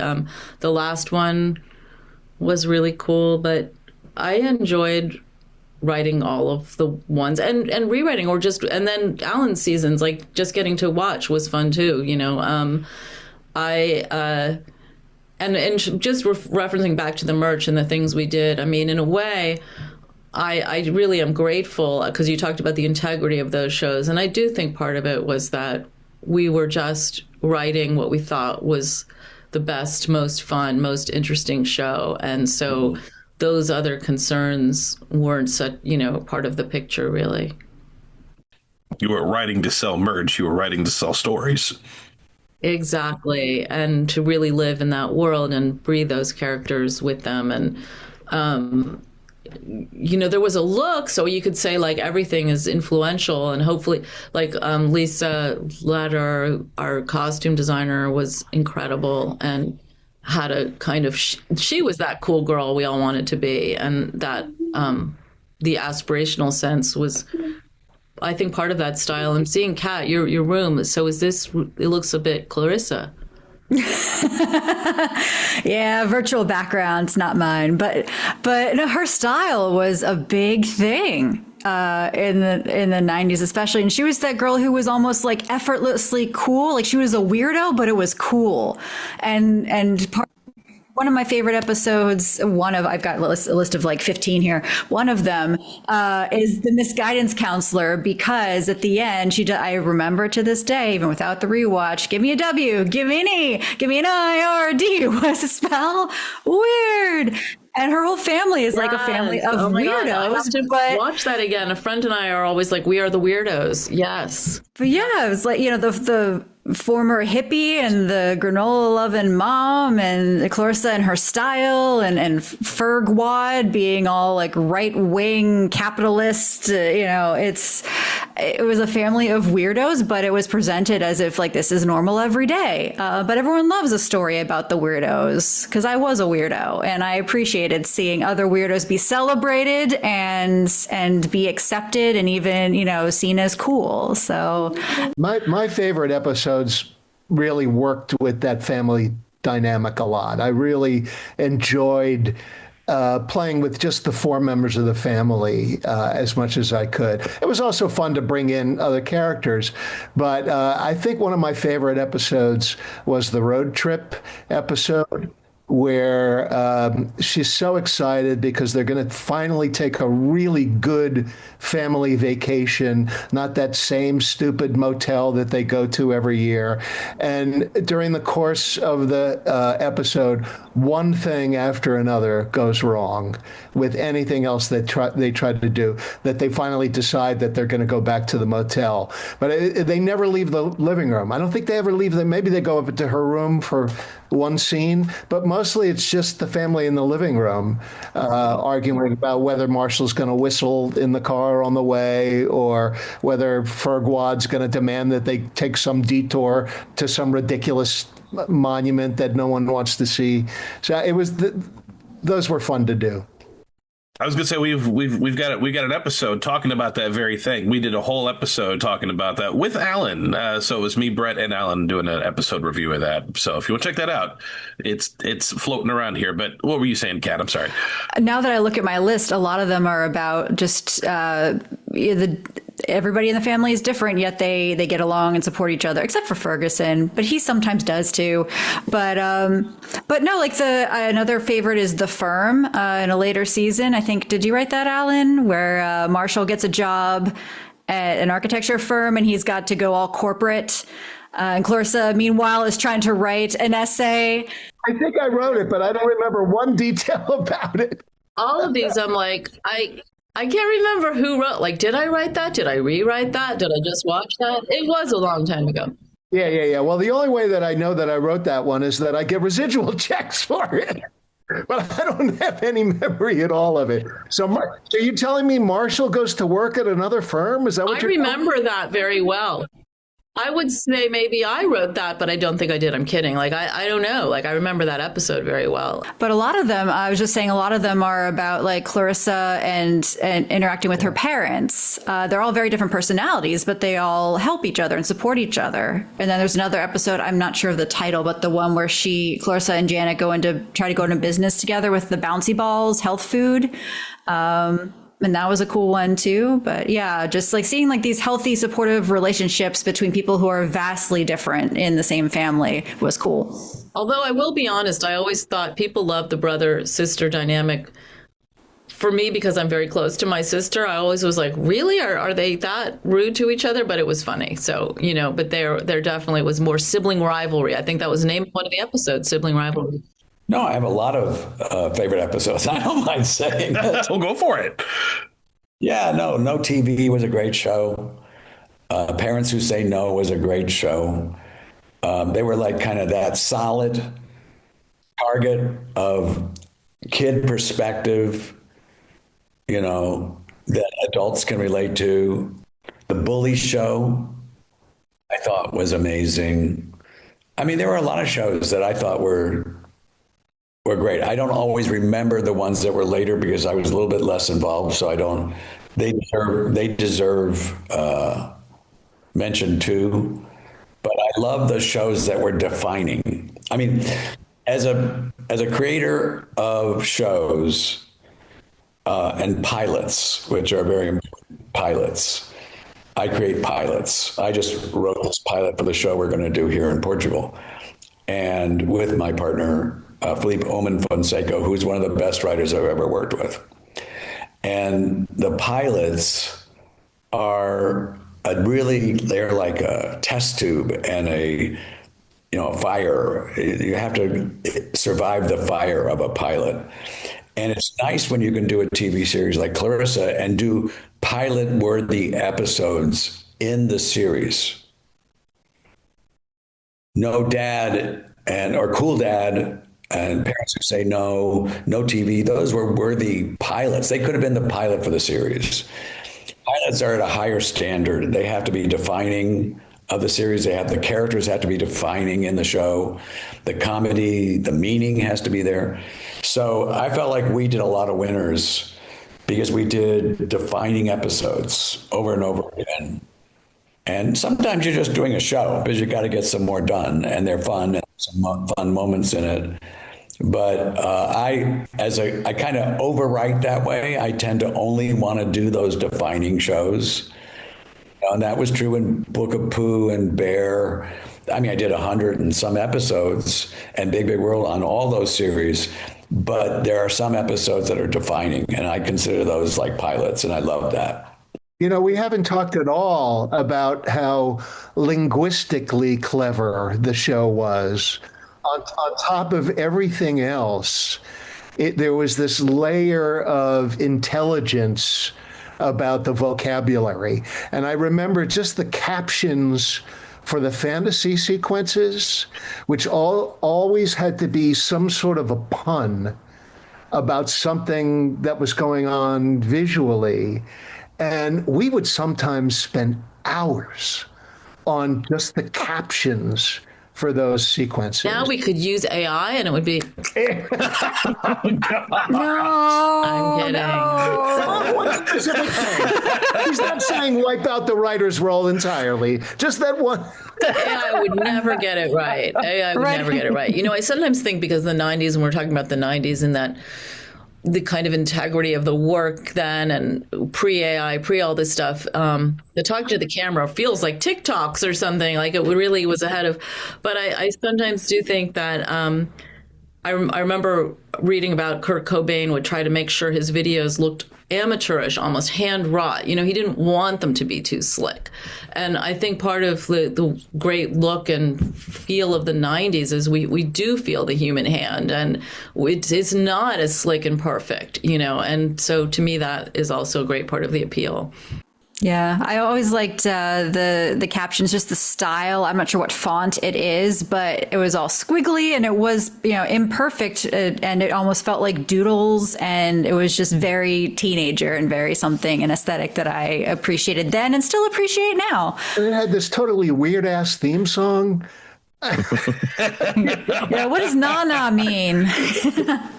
Everything about it was just odd, Fun fact that the Clarissa's leather jacket that she wore in the title sequence was Clifford's jacket. Oh, is that right? Was it really? Yep. I gotta go back and rewatch now. That's an Easter egg. No, I don't think anybody's caught. It's my jacket. Yep. And I still have all of my scripts, believe it or not. Oh my so God. awesome. I'm a total nerd for that thing too. Oh man. And personally, I mean, obviously, Boy Thoughts was my favorite episode of all the ones that I got to do. Oh, Boy So, Thoughts was fun. man, we had too much fun doing that. Holy cow. For anybody who might not remember that, I remember that one. The two boys start was it a podcast? It wouldn't have been a podcast. A public broadcast or public access. Yeah. Yeah. Mm-hmm. And you can't think of what to talk about. And one of the soup. Yeah, I talk about soup and drizzling something out of your nose, and it went viral, and we got all these viewers, and Clarissa got upset, and then the girls created their own public access show as well.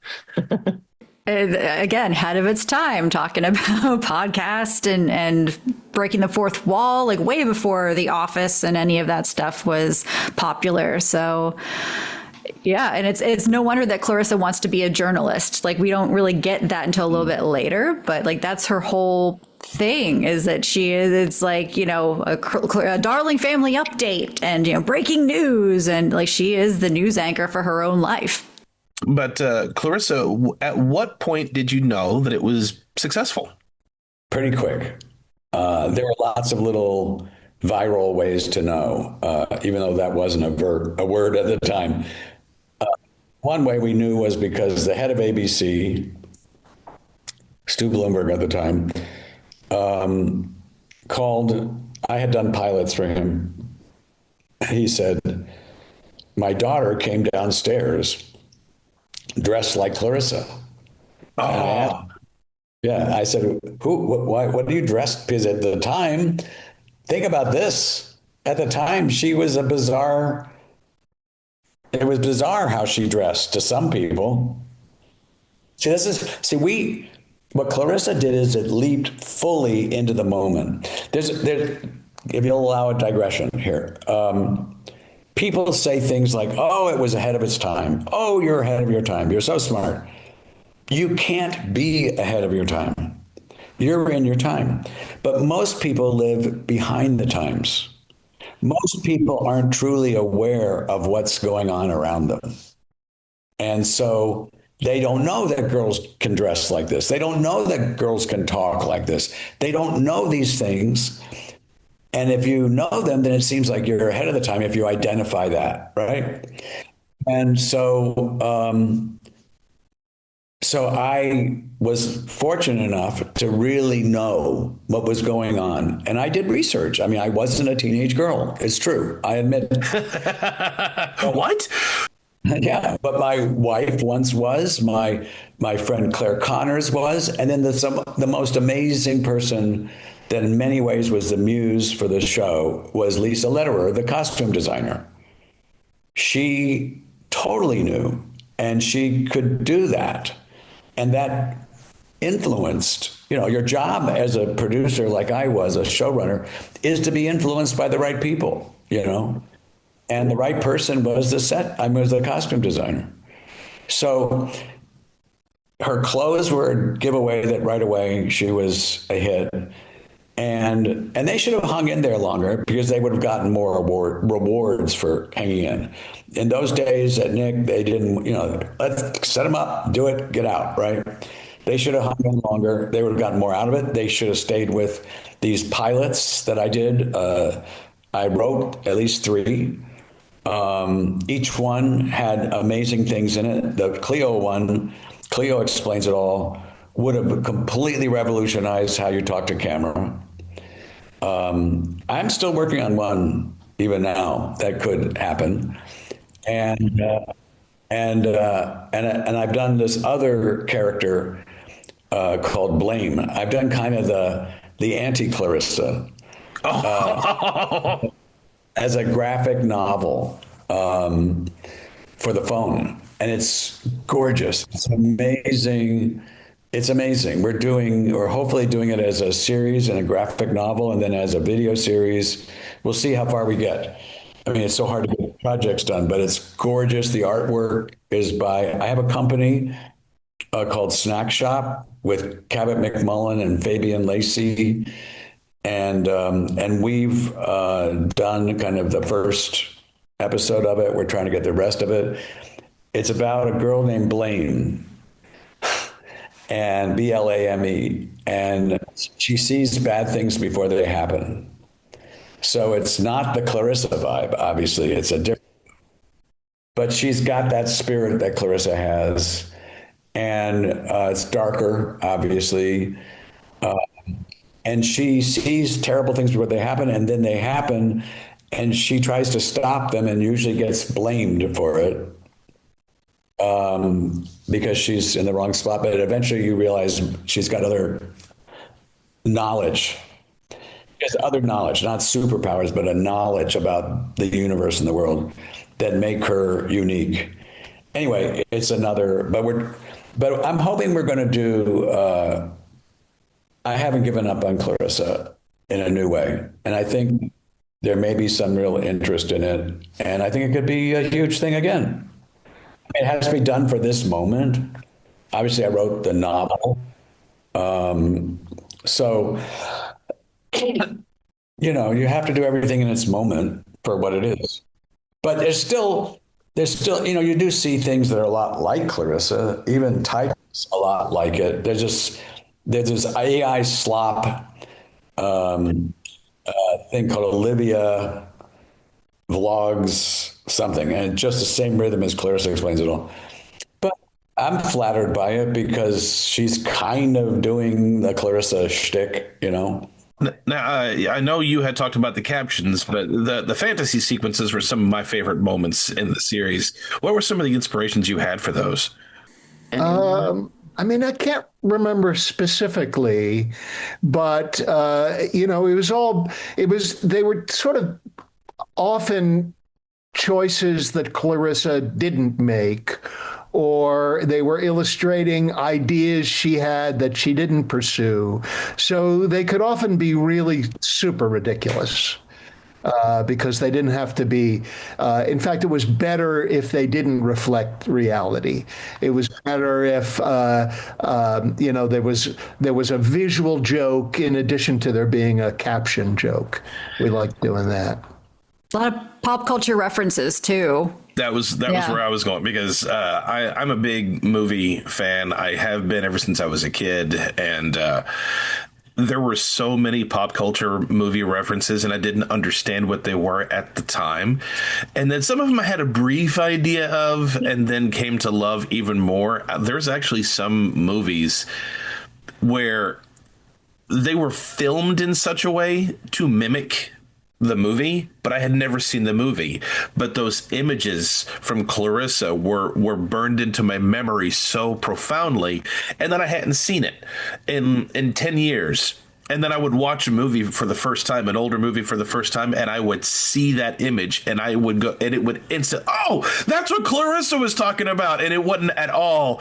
And I hadn't thought about it in 10 years, but as soon as I saw that clip from the movie, I went right to when they were all sitting at the long table. It was all dark, and they're sitting with the light behind them, and it's like, oh, that's what they were referencing. I loved those moments. It's so fun. I love hearing that, and you know, that also the visual style and the directors. And Chuck Vincent was a director. I don't know if you've talked with him. He did a whole bunch of them. He had such a great visual style, and the distinction between, you know, the kind of multicam sitcom world and then the more single cam looking video fantasies. But I know Mitchell was really big on, like, it doesn't. I like hearing that you say that, because, like, you could get the reference or not, and it would still work. And if you got the reference, you could have another layer of enjoyment that maybe your parents would have if they were sitting down watching it with you or something.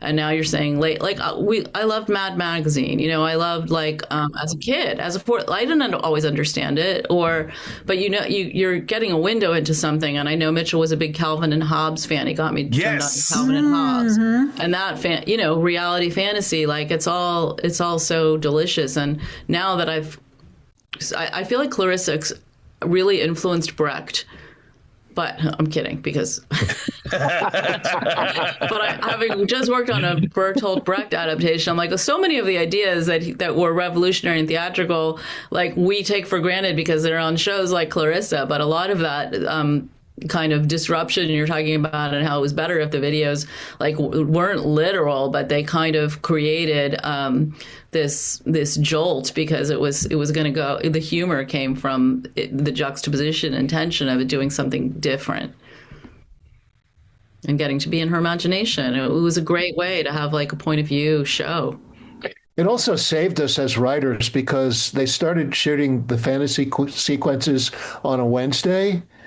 And so the script really had to be locked by Wednesday, because once they were we didn't shoot the show in one day. It took 3 days to shoot because of the fantasy sequences.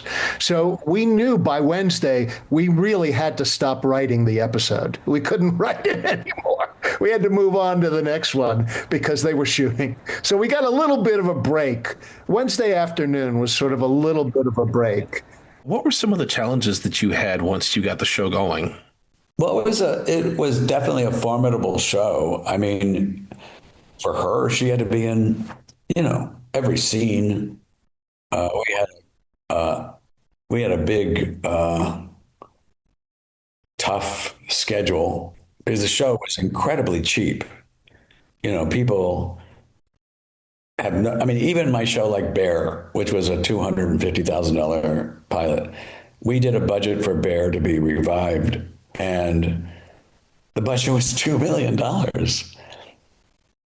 And that was even 6 years ago. I mean, the money is like crazy now. So we did a show on a shoestring, and it was really good. And we had lots of innovative solutions. We had a lot of people who hadn't worked on sitcoms before, but they did a brilliant job.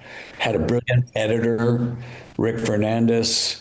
We had Sarah Condon was a producer that produces at HBO and all sorts of places now. Chris Gifford did a great job as a producer, and the writers were amazing. We found really great people, which is more about having discerning choices than the money. It wasn't the money that brought them there. So.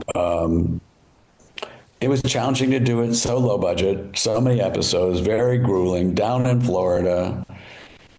As the kids were changing and growing up, these are all, pretty standard challenges of doing a show like this. Nickelodeon overall was pretty supportive. I mean, when I look back at it, I say they were very supportive. At the time, I had my battles, they were slow to understand some ideas. Also, you've heard the purple story, right? No purple. No purple. Well, I had my desire to control the aesthetic of the show.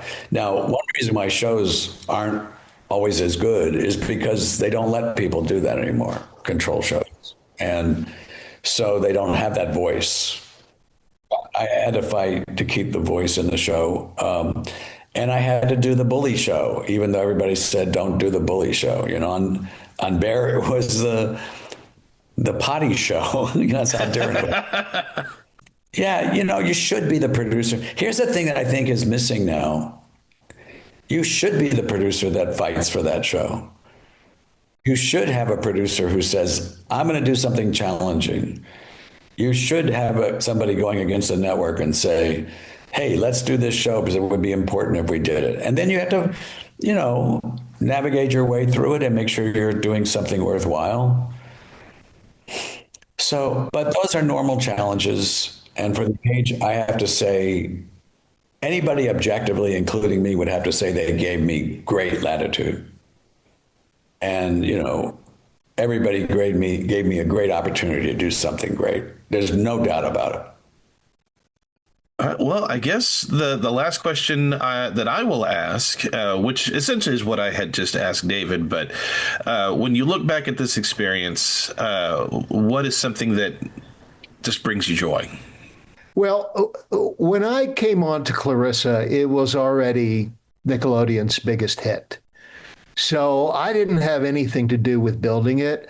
My job was to keep the quality up and to get those middle seasons important enough that they in some way match the first seasons. And for me, my happiest moments were just spending time with Suzanne and Doug, who, you get to know better than your own family.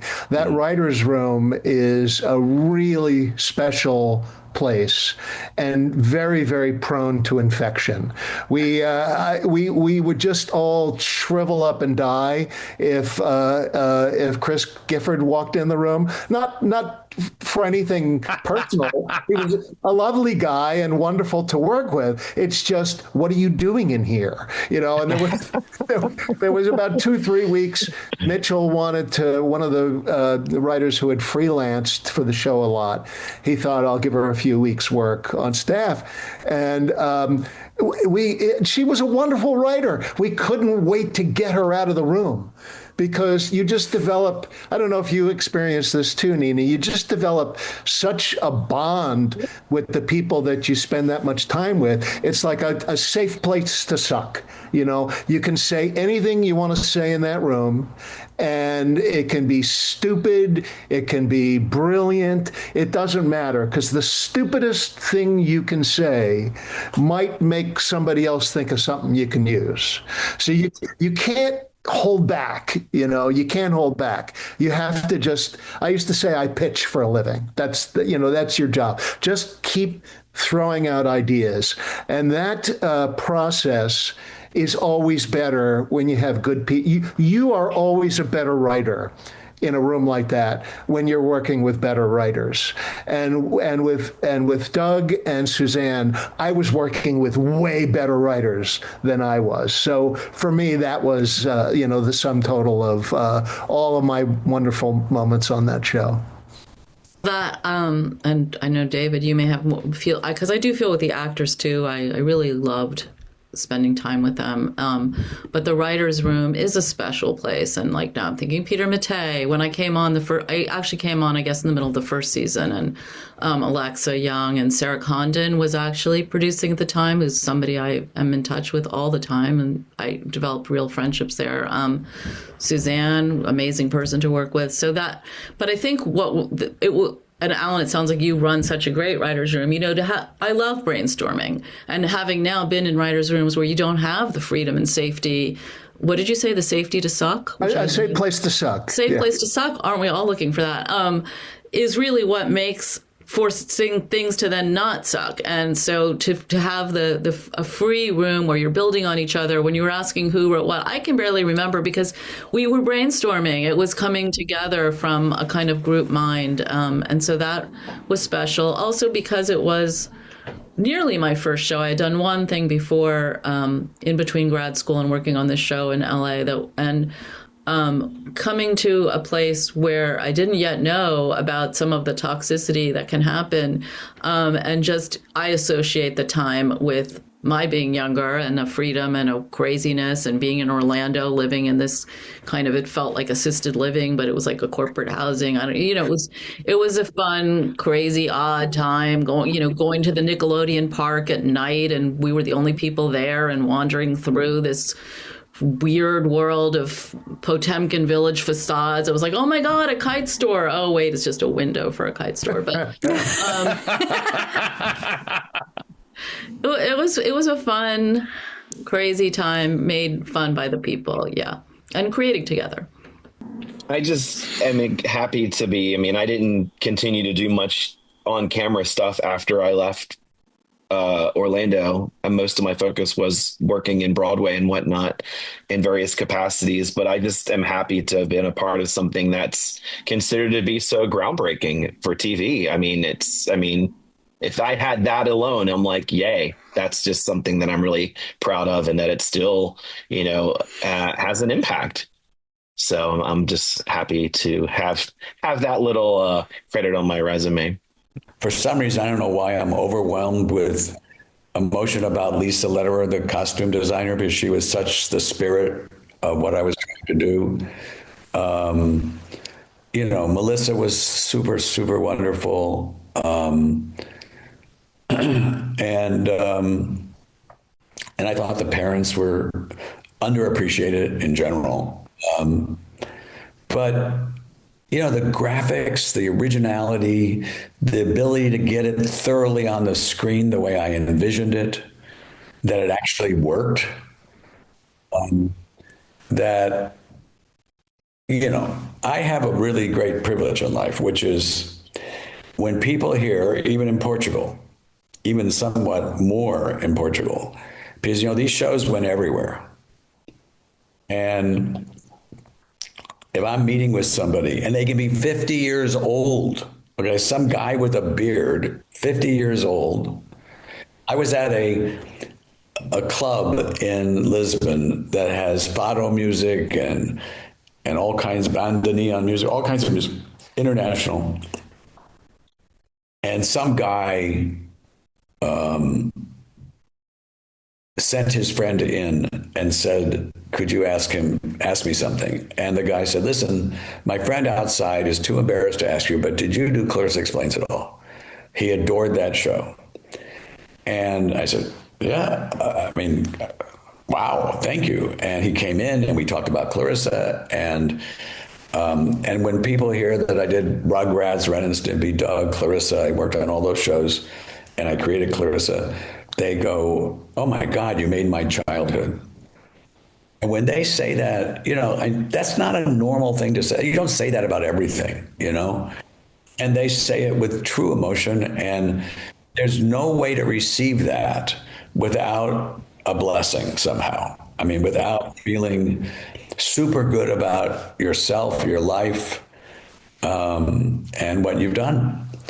So that is, you know, that's the best thing about it, is that people remember it and value it, because it wasn't just a show. And these days, there's a lot of shows, but there's not many that are not just a show.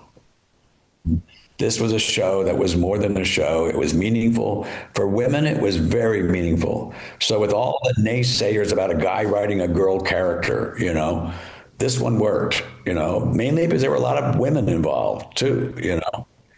And so, yeah, I'm super appreciative of the people that love the show. Well, you can throw pretty much myself and my whole team within that category. Just as someone who grew up with the show, wanted to take an opportunity to say thank you. It's an incredible show. The creation, the character of Clarissa very much felt like the cool older sister to us, and it was so cool as I got older and I was an adult and I started talking about this show, and I would have my friends come over and say, oh, what about Clarissa? Have you talked about that? And just to see it, it was such an impact on my generation, and we'll never forget it. And myself and my team, thank you. So thank you. What could be a better blessing than that? I mean, it really is. It just is. It's wonderful. Well, thank you again, all of you, for taking the time, as always, and jumping in and sharing these stories with us. It means a lot. You guys mean a lot. So thank you, truly. Thank you so much. Thank you. Nice to reconnect and think about it. Thank you guys for keeping the stories alive. We really appreciate it. Well, it was a wonderful interview. You knocked it out of the park. Good job. Well, they've now gone back out the window. It was good to have them here. I hope to have them again someday soon, because they're just awesome. I'm sure Alan is just going back to his room in the studio. He's sleeping in the writer's room now. Yeah, we set up a cot for him. It's all good. But as always, we do have a segment for all of you. So we're going to wrap things up with, gosh, I don't know. Splat Stanley, what segment are we doing? Oh, another anniversary and another segment to play. Oh, I'm gonna give the wheel a spin. Wildcard is the segment that we're doing.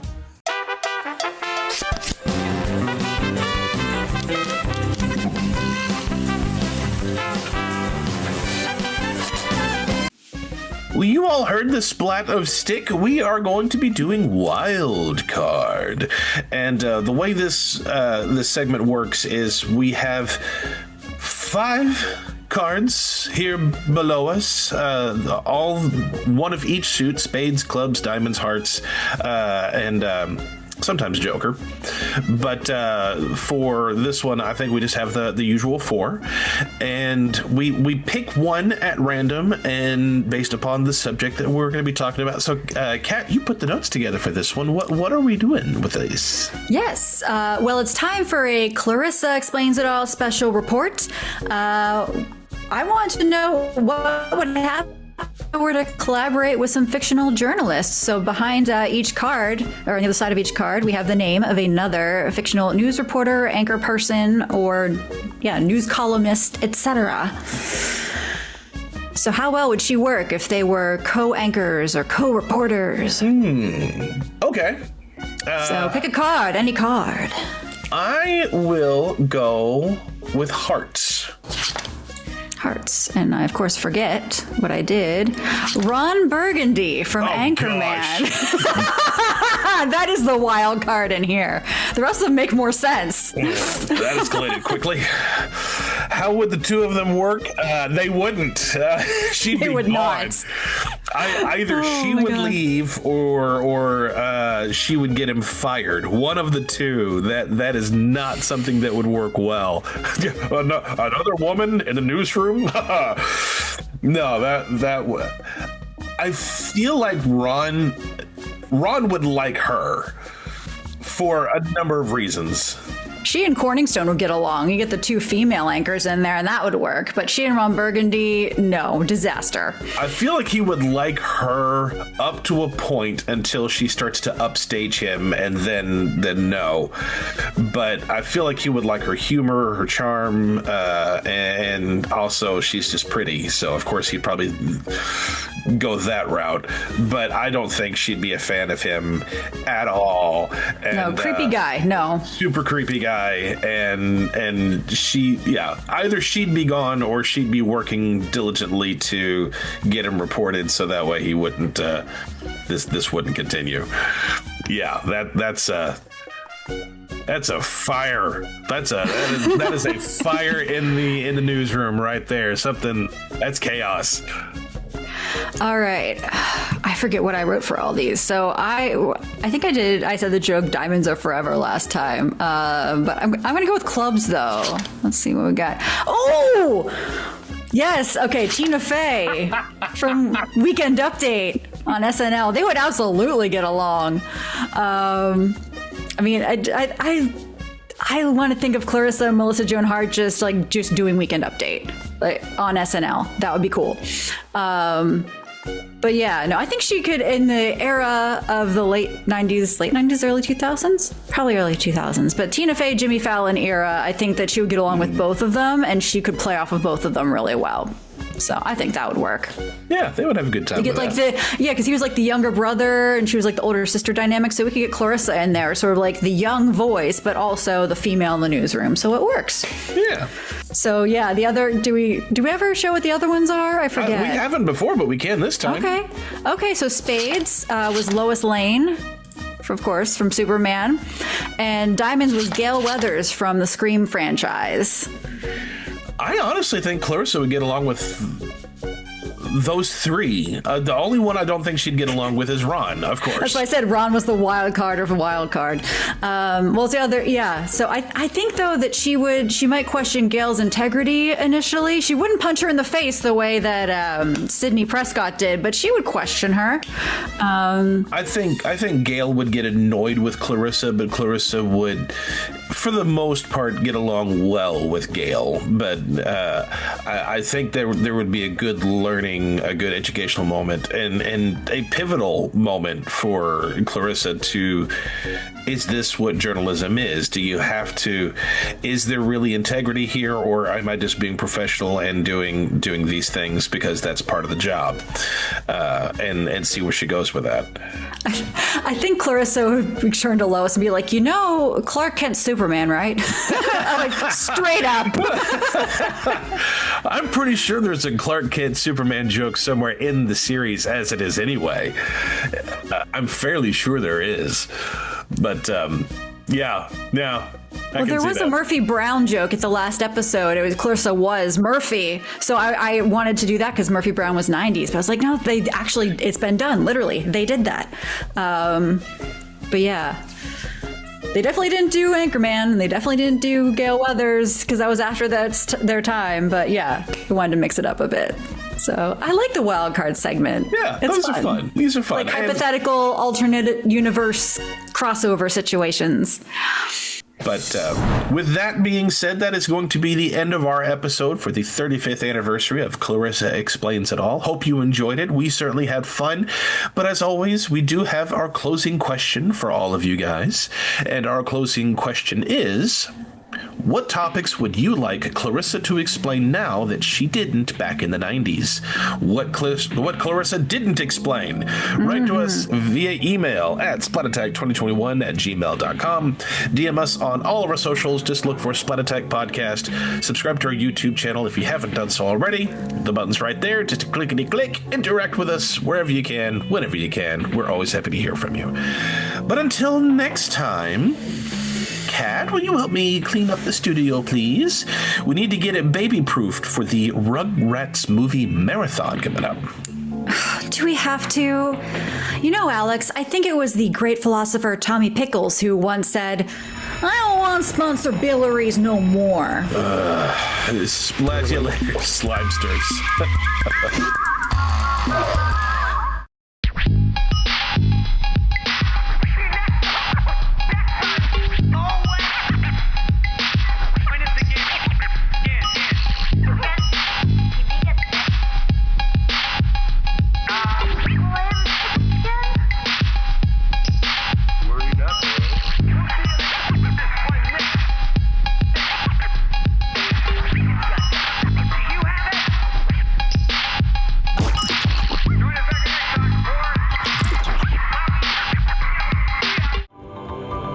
This episode was recorded at Splat Attack Studios in virtual home studios, though none in Florida.